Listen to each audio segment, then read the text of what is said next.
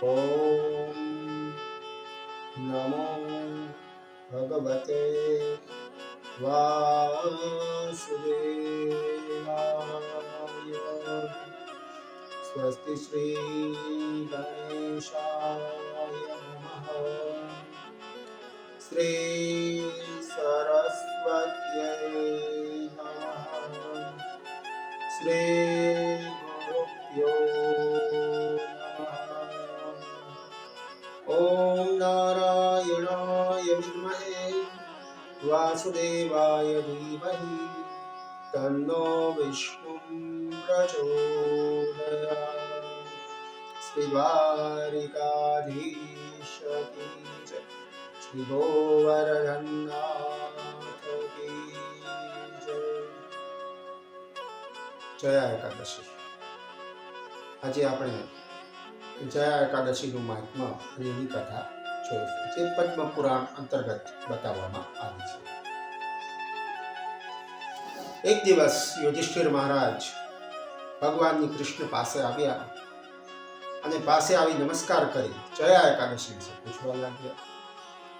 તો ભગવાન શ્રી કૃષ્ણ કહ્યું કે હે રાજન, મા માસના શુક્લ પક્ષમાં જે એકાદશી આવે છે એનું નામ જયા છે અને જયા એકાદશી કહે છે. તે બધા પાપોનો નાશ કરનારી છે અને જયા એકાદશીના વ્રતના પ્રભાવથી ભોગની તો પ્રાપ્તિ થાય જ છે, સાથે મોક્ષ પણ પ્રાપ્ત થાય છે. એટલે કે ધર્મ, અર્થ, કામ અને મોક્ષ ચારે પુરુષાર્થ માત્ર જયા એકાદશીના વ્રતથી એના પુણ્યના પ્રભાવથી પ્રાપ્ત થાય છે. એ સિવાય બ્રહ્મ હત્યા જેવા મહાપાપ અને પિચાસયોનીમાંથી મુક્ત કરનારી એવી આ જયા એકાદશી છે. હે રાજન, હવે હું તમને તેની પાવન કથા કહું છું. એક સમયની વાત છે કે સ્વર્ગના રાજા દેવરાજ ઇન્દ્ર દેવગણ સાથે, ગંધર્વો અને અપ્સરાઓ સાથે નંદનવનમાં વિહાર કરી રહ્યા હતા. તેમાં ગંધર્વ ગાનની સાથે અપ્સરાઓ નૃત્ય પણ કરતી હતી અને એ સભામાં પુષ્પદંત, ચિત્રસેન અને એનો પુત્ર પણ.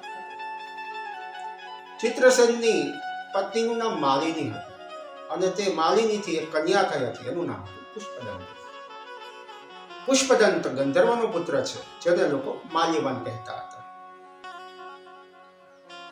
આ માલ્યવાન પુષ્પદંતી પર મોહિત હતું. બંને મળીને દેવરાજ ઇન્દ્રને રાજી કરવા માટે નૃત્ય કરતા હતા. પરસ્પર અનુરાગના કારણે નૃત્યમાં ભંગ થવા લાગ્યો. તેથી દેવરાજ ઇન્દ્રે માલ્યવાન અને પુષ્પદંતીને પિચાસ થવાનો શ્રાપ આપ્યો કે જાઓ પિચાસયોનીમાં પડો. દેવરાજના શ્રાપથી બંને પિચાસ થયા. આવી રીતે 1000 વર્ષ સુધી ચાલ્યું. બંને હિમાલયમાં જઈને મહાપિચાસ થયા. એક દિવસ એક ઋષિએ તેને જયા એકાદશીના વ્રતનું મહાત્મ્ય કહ્યું અને કહ્યું કે હે પિચાસ દંપતી, તમે આ જયા એકાદશીનું વ્રત કરો, જેનાથી તમે ફરી ગંધર્વ પદને પ્રાપ્ત કરશો. આ વાત માલ્યવાન પિચાસે તેની પત્નીને કરી. બંને વિધિવત રીતે મહામાસની જયા એકાદશીનું વ્રત કરવાનું નક્કી કર્યું.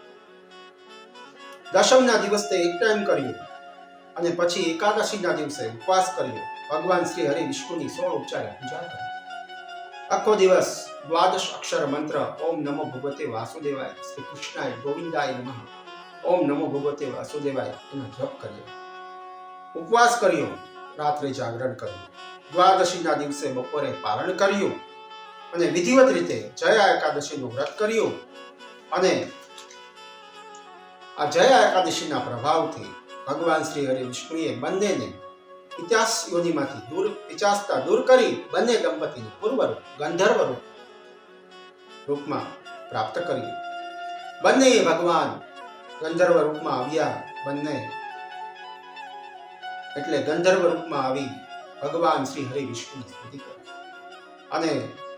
સ્તુતિ કરી અને અંતે દિવ્ય વિમાનમાં બેસી ભગવાન નારાયણે દિવ્ય વિમાન આપ્યું અને એમાં બેસી પોતે પોતાના ઘરે સ્વર્ગમાં ગયા.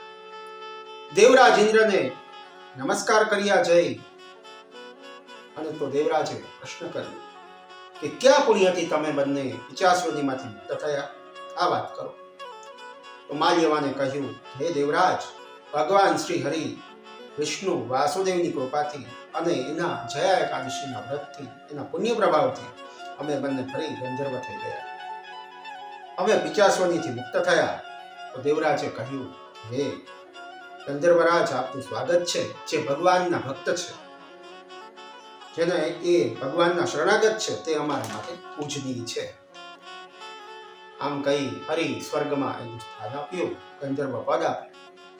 ભગવાન શ્રી કૃષ્ણ કહે છે કે હે રાજન, આમ જયા એકાદશીનું વ્રત કરવાથી બ્રહ્મ હત્યા તથા પિચાસોનીમાંથી મુક્ત થવાય છે.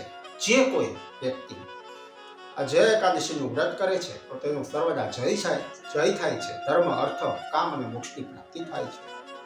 અને સાથે આ દિવસે જે મારું વ્રત કરે છે, યજ્ઞ કરી દાન કરે છે, તે સ્વર્ગમાં જાય છે. અને જે આ જયા એકાદશીની કથા સાંભળે છે તેને અગ્નિહોત્ર યજ્ઞનું ફળ પ્રાપ્ત થાય છે. આમ કહી ભગવાન શ્રી કૃષ્ણે જયા એકાદશીનું મહાત્મ્ય અને કથાને વિરામ આપ્યો. યુધિષ્ઠિર મહારાજ નમસ્કાર કરી એના સ્થાને ગયા.